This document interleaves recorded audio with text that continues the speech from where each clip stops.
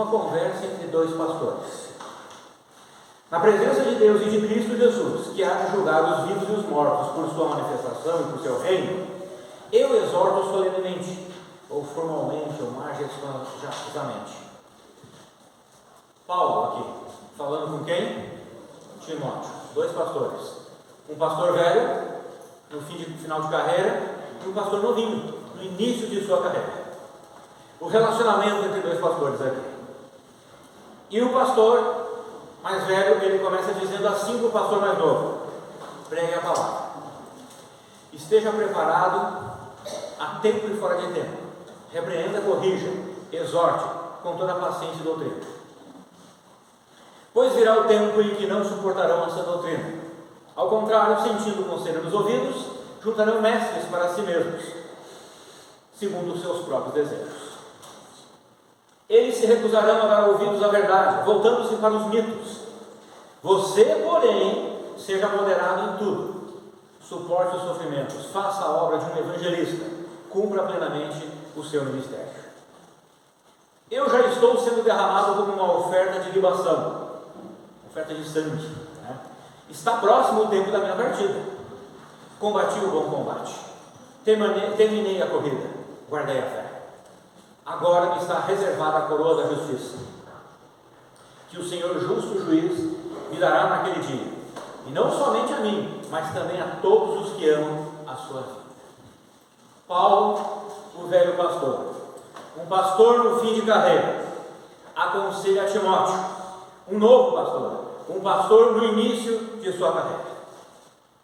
E Deus chamou os dois. Foi Deus quem chamou Paulo, foi Deus quem chamou Timóteo. O velho pastor sabe como será o caminho do pastorado, do novo pastor. O novo pastor sabe de algumas coisas que estarão por vir em seu caminho do chamado pastoral, mas não sabe tudo. O velho pastor já sabe tudo. O velho pastor sabe tudo o que ele vai passar. O velho pastor sabe que ele, em momentos, dirá sim, mas há momentos que ele terá que dizer não. O velho pastor sabe de tudo que vai acontecer. Ele conhece nas minúcias as alegrias e os sofrimentos. E o velho pastor sabe que Deus colocará na vida dele amigos de verdade para a caminhada.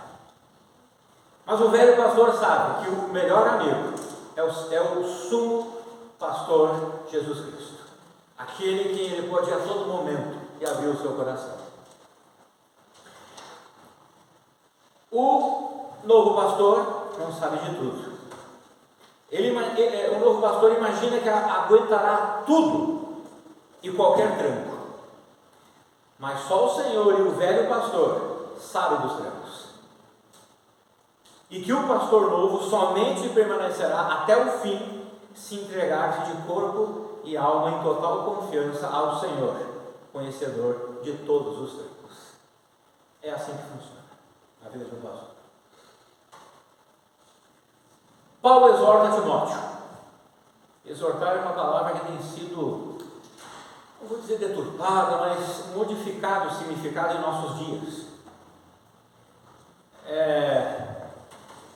Quando você ouve essa palavra, já não vem em mente, é uma bronca, não vem em mente assim, mas o significado da Bíblia não é este, não é dar uma bronca, é outro significado. Biblicamente não é assim. Exortar é chamar ou convidar para uma conversa de encorajamento e de conforto. O Espírito Santo é chamado de o exortador, aquele que exorta. Então ele chama o pastor Rafael para o canto para uma conversa de encorajamento e de conforto. Também pode ser essa palavra, ela pode ser de súplica ou implorar, ou implorar de um pai para seu filho.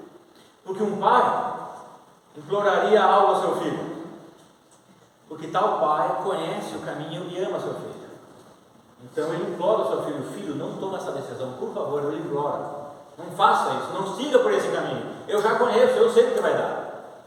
É um pai que ama o seu filho, por isso essa súplica, esse implorar de um pai para o seu filho. Pois implora para que seu filho siga as suas instruções, para não se perder pelo caminho. A palavra exortar significa alguém que deseja o seu bem e vem ao seu lado para lhe dar bons conselhos e encorajamento para a jornada. Agora, volta lá o texto para te ver lá. Paulo diz assim: na presença de Deus e de Jesus Cristo, que há de julgar os vivos e os mortos, por sua manifestação e por seu reino, então na sua segunda vinda, no final do 7 anos de tribulação e iniciando o seu reino, eu o exorto, Timóteo, solenemente, formalmente, majestosamente, vou lhe exortar. Então Timóteo não entendeu que ele estava dando vou te dar uma bronca agora, não, eu vou te exortar. Não siga por esse caminho, não tome essas decisões no seu ministério, na sua vida, não faça isso, porque olha como Paulo começa: pregue a palavra em todo momento. E Paulo fala outra coisa que a gente não gosta de fazer. Quem gosta de repreender? Mas um pastor precisa repreender. Corrigir. Corrigir é melhor, né? Só que depois que você tenta corrigir tantas vezes a mesma pessoa ou várias pessoas, ela não quer, você fica com o coração apertado para corrigir. Exorte com toda a paciência e doutrina. Exorte com paciência, mas na doutrina. Não mude a palavra de Deus. E daí ele diz assim, o 3 e o 4. Eu entendo que o 3 e o 4 aqui é a base do argumento para ele falar o 5. Porque ele diz assim, olha, vai vir tempo, e já era tempo naquela época lá, que não suportarão essa doutrina. Ao contrário, sentindo coceira nos ouvidos, juntarão mestres para si mesmos, segundo os seus próprios desejos. Eles se recusarão a dar ouvidos à verdade, voltando-se para os mitos. Já vi muitas mensagens nesses 2 versículos, focando os 2 versículos, mas olhando para o texto, o foco não são esses 2 versículos. O foco é a exortação de Paulo para Timóteo, do velho para o novo. Então eu vejo que esses 2 versículos é a base para o que ele vai falar agora. Olha, Timóteo, vai acontecer isso, isso, isso. Agora veja o 5: você, porém, não siga esse exemplo, não ande por esse caminho, você seja moderado em tudo, não seja extravagante. Então ele está dizendo assim, vai chegar tempo que vai acontecer assim, mas você, Timóteo, seja moderado. Você, Timóteo, suporte os sofrimentos. Você, Timóteo, faça a obra de um evangelista.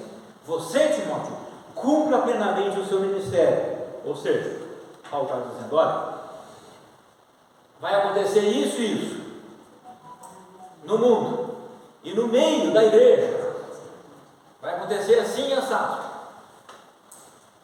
Não desista, fique firme, não mude por causa das coisas que vão acontecer. Continue suportando o sofrimento, continue sendo moderado, continue fazendo a obra do evangelista, pregando o evangelho, cumpra plenamente o seu ministério, cumpra tudo do seu ministério, tudo. E daí Paulo diz assim, por quê? Porque eu fiz isso. O versículo 6, eu já estou sendo derramado como uma oferta de libação, estou próximo o tempo da minha partida, está próximo. E aonde que ele diz que ele já fez isso? No versículo 7, combati o bom combate, eu terminei a corrida, eu guardei a fé. Então eu fui abusado, eu fui violentado, eu fui torturado, muitos se levantaram contra mim, muita coisa aconteceu. O mundo lá fora, Satanás se levantou contra mim com o mundo lá fora. Fui preso. Eu não mudei, eu continuei evangelizando, eu continuei pregando, eu continuei ministrando a palavra de Deus. Eu não parei de fazer aquilo que Deus me chamou para parar. Eu combati o bom combate. Agora, Timóteo, é contigo. Continue fazendo assim. Então, voltando, o velho pastor começa a conversa com o novo pastor com esse tipo de exortação. indo ao seu lado para lhe encorajar, através de uma carta, confortar e lhe ajudar com bons conselhos, e dizer, Timóteo, não siga esse caminho. Eu amo pastorear a igreja do Senhor Jesus. Estou falando por mim, eu, pastor Rafael, eu amo. Amo cuidar de suas ovelhas. Só que eu confesso que esse amor nunca veio de mim. Ele não se originou dentro de mim. Esse amor que eu tenho não se originou de uma aventura. Geralmente, quando eu era jovem, os jovens gostam de aventuras. Não se originou de uma aventura. Quero ser um missionário lá na África. E muitos não passam do seu carro, né? E não vão para frente. Quero fazer isso e aquilo para Deus, né? Eu pensava assim quando eu era noivo. Depois de amadurecer, eu entendi que eu não ia fazer nada para Deus, era o Senhor que ia fazer muito por mim. Nunca veio de uma possibilidade de poder. Esse amor se originou no coração do Senhor Jesus. E entre os milhares e milhares de homens, ele escolheu um rapaz. Eu tinha 18 anos de idade, pecador, cheio de falhas, cheio de maus hábitos, fraco teologicamente, alguém que sabia falar somente e mal a sua língua de origem, o português, um rapaz medroso, cheio de dúvidas, sem talento para administrar algo, sem talento para oratória e sem talento para música. Esse era eu, aquele rapaz de 18 anos que Deus me chamou, né? Era dessa forma aqui. E Deus foi trabalhando e mudando várias coisas. Tinha 18 anos, agora tenho 51. Não tinha cabelo branco, eu tinha mais cabelo. Deus resolveu, porque Ele quis colocar seu amor pastoral em meu coração. Eu falei, Deus resolveu porque Ele quis, e não sei porquê, mas eu acho que eu sei porquê. Quer ver? Abra sua Bíblia para 1 Coríntios 1, 26.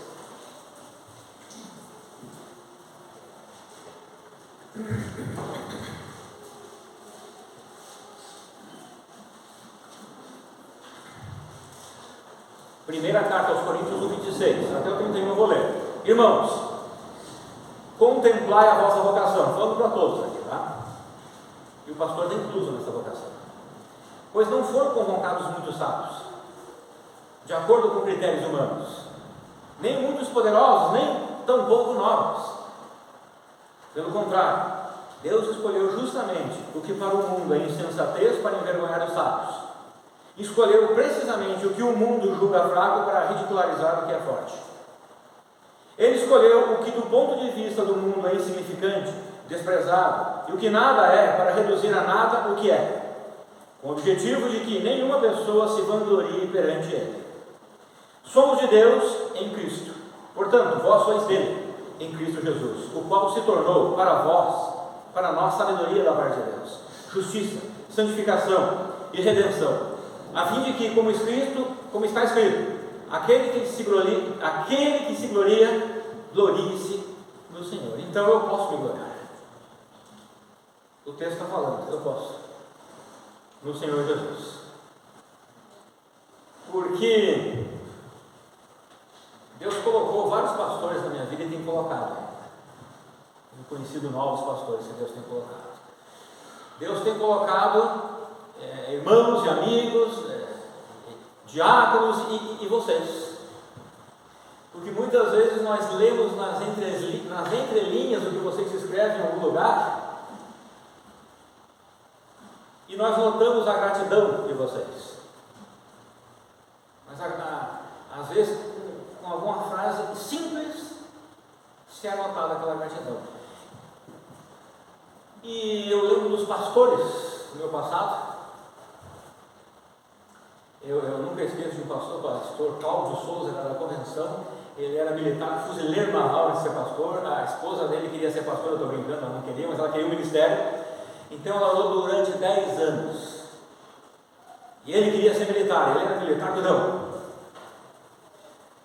E daí ele chegou um dia, Marli, agora Deus agora mudou meu coração, vou ser pastor. E até hoje ele é pastor. Há anos. Então eu vou me lembrando dos meus pastores que Deus colocou, e eu sempre ficava olhando o exemplo deles. Eu quero ser igual a eles, eu quero ser igual àquele, e assim por diante. E eu era que nem Timóteo. Eu não imaginava o tamanho do peso. Eles diziam para mim, olha, pesado. Eles diziam para mim, olha, é mais pesado que uma caçamba cheia de cascata. É bem pesado. E eu, não, eu estava que nem Timóteo. Eu tio de letra. Ser novo, cheio de energia, né? Os seminaristas também, quando estavam no seminário, né? Eu entrei para o seminário, mas eu estava com a capa do super-homem. Acaba com todo mundo, né? Pode vir 10 demônios que eu... Hoje eu sei o que aqueles pastores passavam, eu não sabia antes. Graças a Deus eu consegui com quase todos assim conversar com eles. Hoje eu entendo perfeitamente o que você passava, eu entendi. Não entendia direito. Era aquele jovem cheio de poder. Poder meu. Não o poder que vinha de Deus, a graça de Deus ajudando ele. McChain disse o seguinte: não são os grandes talentos que Deus abençoa, mas a grande semelhança com Cristo. Um pastor que vive em santidade é uma arma poderosa nas mãos de Deus. É óbvio que um grande talento, que também é uma grande semelhança com Cristo, será abençoado por Deus. Então eu não estou separando as coisas, não estou dizendo, ou tu é um ou tu é outro. Não. Um homem com grandes talentos, ele pode ser um grande pastor se ele for um homem santo, que vai perante o Senhor Deus, que recorre a Deus, que reconhece, eu sou falho, eu peco, e eu preciso do Senhor para ser ajudado. E por que eu coloquei aquele versículo lá de antes de Coríntios? É porque muitas vezes eu já tenho ouvido no mundo evangélico, desde meus 18 anos, foi quando eu me converti, alguns prováveis futuros pastores e que hoje não são, sendo elogiados eles falam 500 línguas, eles têm 1000 talentos, na música é aqui e assim por diante. E Deus, quando falou para... Qual foi lá o profeta que foi escolhido ali lá? Samuel. E Samuel foi lá e disse, é esse aqui, forte e rijo, né? Esse aqui, ó, belo, bonito, olha a aparência dele. E Deus disse, não é. É aquele ruivinho, magrinho, que está lá, chama ele, é aquele lá que eu escolhi, aquele lá que eu quero, pronto, não quero mais nenhum outro. Não que Deus não possa, de jeito nenhum, Deus pode usar grandes talentos, Ele usa. Grandes talentos que se humilham perante os pés do Senhor. E Deus chamou Davi. E Davi foi um homem do coração de Deus. Como que Davi foi um homem do coração de Deus? Ele adulterou, ele mandou assassinar o marido da mulher que ele adulterou. É porque ele reconhecia que ele era falho, ele reconhecia, ele se arrependia de verdade. Então ele ia para Deus, Senhor Deus. Lembra quando o Natan, o profeta, também o Natan, né, foi lá abordar ele? Ele realmente tem que dar um jeito nessa pessoa. Ele disse, mas essa pessoa é você. Bom, chegou a estourar o balão. O que Davi disse? Não, essa pessoa não sou eu, porque não, deixa eu puxar aqui no computador um livro de defesa, de argumentos. Você está errado, Natan. Não, Davi fez o quê? Fui eu mesmo. Me pegaram, já era. Não tem jeito. Por favor, Senhor Deus, me perdoe. Versículos 2 ao 5. Pregue a palavra. Esteja preparado a tempo e fora de tempo. Repreenda, corrige, exorte com toda paciência e doutrina. Pois virá o tempo em que não suportarão essa doutrina. Ao contrário, sentindo coceira nos ouvidos, juntarão mestres para si mesmos, segundo os seus próprios desejos. Eles se recusarão a dar ouvidos à verdade, voltando-se para os meus irmãos. Não foque nesse versículo. Isso aqui vai acontecer, acontece e pronto, é assim mesmo. Tá? É normal. Foque no outro. Você, porém, seja moderado em tudo. Suporte sofrimentos. Faça a obra do evangelista. Cumpra plenamente o seu ministério. O velho pastor aconselha o novo pastor a pregar a palavra de Deus, mesmo quando não for conveniente. Eu já vi crentes usarem sabedoria de filósofos. Se fecha com a palavra de Deus, tudo bem, mas às vezes não fecha. Timóteo deveria repreender, corrigir e exortar, com paciência e com doutrina, ou com instrução e pregação da palavra de Deus, que é o que quer dizer com paciência, com doutrina, é instrução e pregação da palavra de Deus. Então o pastor deve sempre lembrar da palavra de Deus. Ele deve cuidar para não ensinar pelas emoções, coisa que é difícil, não é fácil, sejam elas passionais ou hostis. Tem pastores que são mais passionais, tem pastores que são mais hostis. Ele precisa cuidar para não trazer isso ao público. Um pastor deve cuidar para não instruir pelos sábios e filósofos desse mundo. Um pastor deve cuidar para não pregar por interesses particulares, mas para a edificação de suas ovelhas. Suas não, de Cristo, que deu o seu sangue. Suas no sentido de que a Ele elas foram confiadas. Ele vai protegê-las de maus ensinamentos, de maus interesses, e não vai se adonar da vida das ovelhas, cerceando a liberdade das ovelhas. Então o velho pastor diz para o novo pastor que muitas pessoas se recusarão a dar ouvidos à verdade, ao bom ensinamento de Cristo. Então sabe qual é o conselho do velho pastor? Largue mão, Timóteo. Não se estresse com esse povo. Não entre em depressão por causa dele. Vai viver a tua vida com tua esposa e teus filhos de boa, na praia, na chácara, sei lá. Não, o que o velho pastor orienta ao novo pastor é o seguinte: seja moderado, ou melhor, tenha autocontrole, seja um homem controlado, controle, Timóteo, se controle, Timóteo, suporte os sofrimentos. E por que Paulo estava falando para Timóteo se controlar? Porque como homem, às vezes os teus sentimentos, eles afloram. Às vezes você tem vontade de fechar o punho aí, ó. Não pode isso. Tem que ser moderado. Não pode agir dessa forma. Precisa ser controlado. Suporte os sofrimentos, as aflições. Nesse caso, ministeriais, as aflições e sofrimentos que sobrevirão por causa do ministério. Então, o velho pastor estava deixando o novo pastor ciente: olha, não tem escape, virão aflições, virão sofrimentos. Não existe se, mas não existe isso. Você vai sofrer por causa do nome de Cristo. Vocês lembram de Moisés? Chegou para Deus e disse: Senhor Deus, muito pesado esse povo aí, olha, larga de mão, dá um jeito nessa gente. Lembra dos apóstolos? Senhor, faz cair fogo na cabeça lá do povo lá. E daí Deus trabalha no coração de Moisés, até que Moisés ele aprende a continuar a obra que Deus tinha chamado ele. E qual foi a resposta de Deus para Moisés? Deus tirou os problemas de Moisés? Todos, eles continuaram lá, todo aquele povo lá rebelde continuou lá. Deus deu sabedoria a Jetro, né? Era o sogro.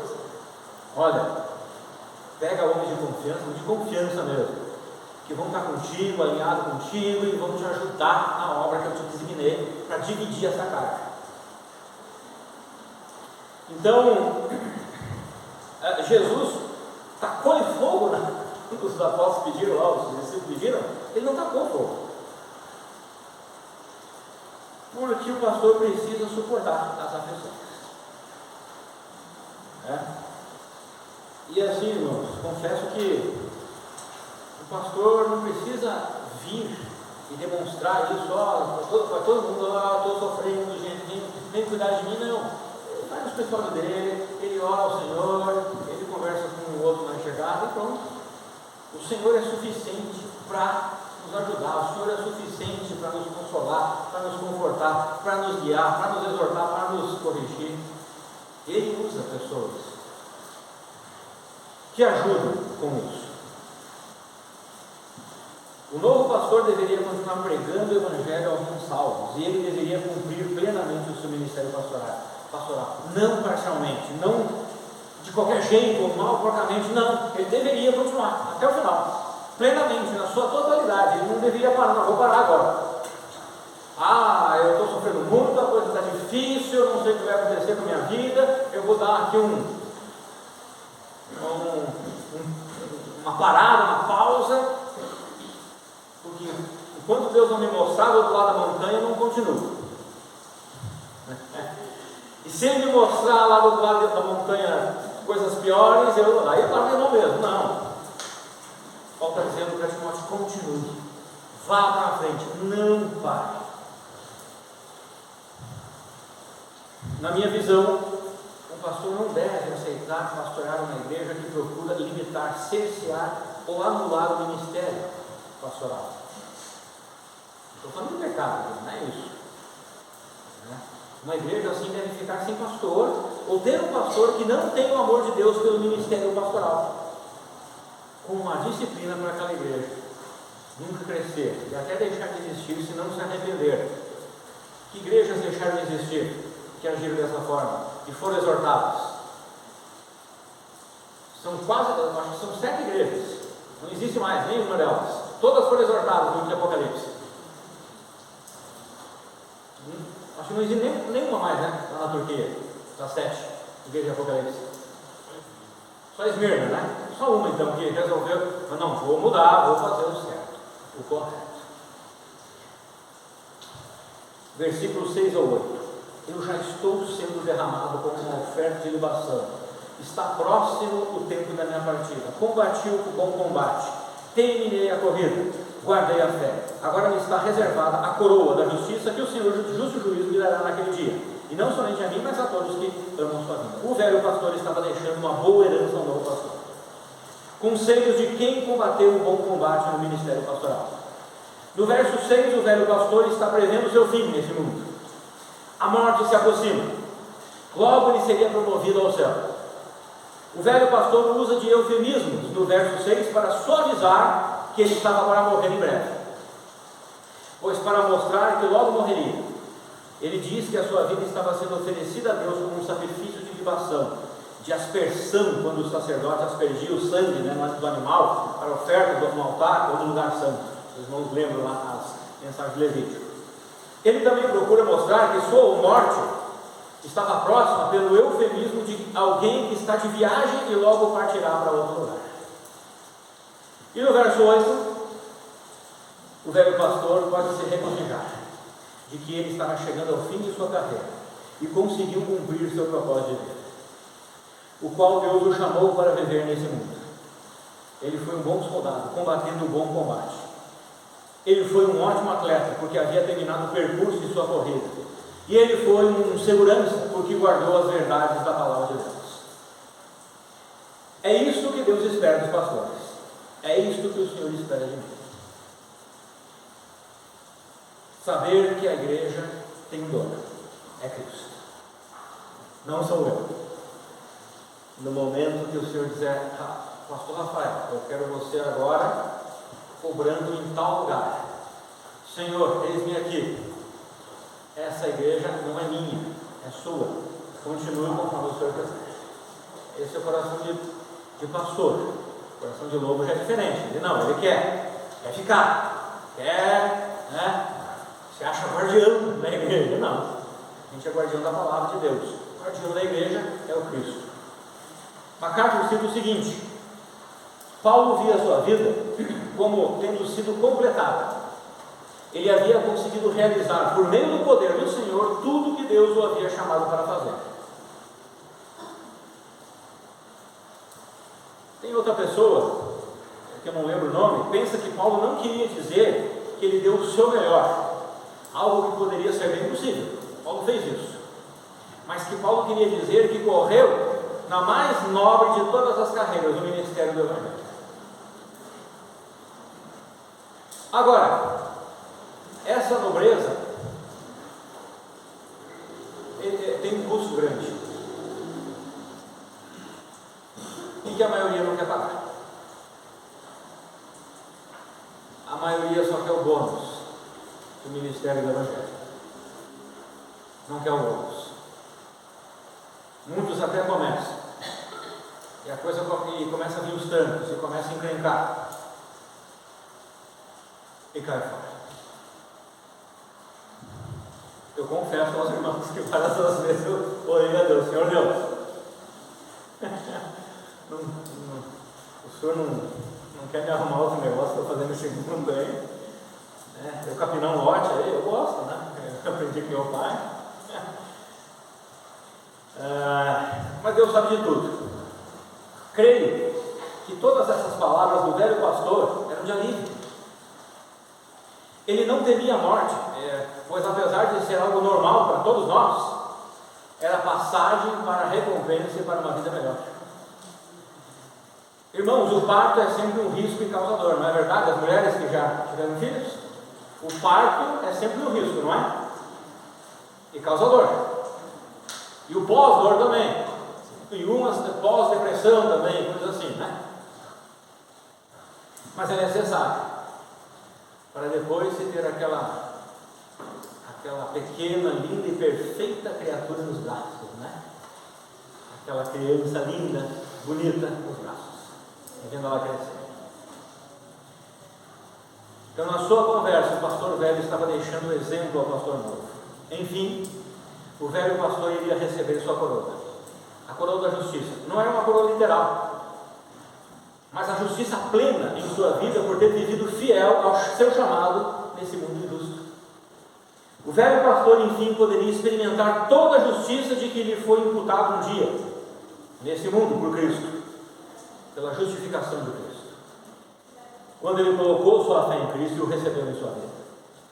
Pois nesse mundo nós podemos viver uma parte muito pequena da justiça de Deus, mas no céu nós poderemos viver toda a justiça de Deus, a plena justiça de Deus. Nem todos amam a vinda do Senhor, porque muitos ainda desejam desfrutar mais das coisas boas desse mundo. Muitos outros ainda não amam a vinda do Senhor, porque são conscientes de que precisam consertar algumas coisas em suas vidas antes de ver o Senhor face a face. Eu confesso que eu amo e desejo que a vinda do Senhor seja o mais breve possível, se possível ontem. Eu não tenho medo das coisas que tem que consertar, porque o Senhor está sempre em oração. Senhor Deus, eu sou isso, Ele já sabe tudo o que eu confesso sempre, e nós devemos ser assim. E por que eu desejo tanto a vida dele? Para que ele arrume essas coisas que eu não estou conseguindo arrumar na minha vida. Que ele arrume tudo e eu seja perfeito. Mas que, até lá, que o Senhor Deus tenha misericórdia de mim e me ajude com a sua graça a cumprir, com temor e tremor, a carreira que Ele me chamou para correr, o ministério do Evangelho. Eu falo até lá, porque eu não sei se Ele voltará hoje ou amanhã, ou daqui uns 10 anos. Então, que até lá, seja hoje, amanhã ou daqui a 10 anos, que Ele continue derramando a sua graça sobre a minha vida, para que eu continue servindo naquilo que Ele me chamou para servir. Amém?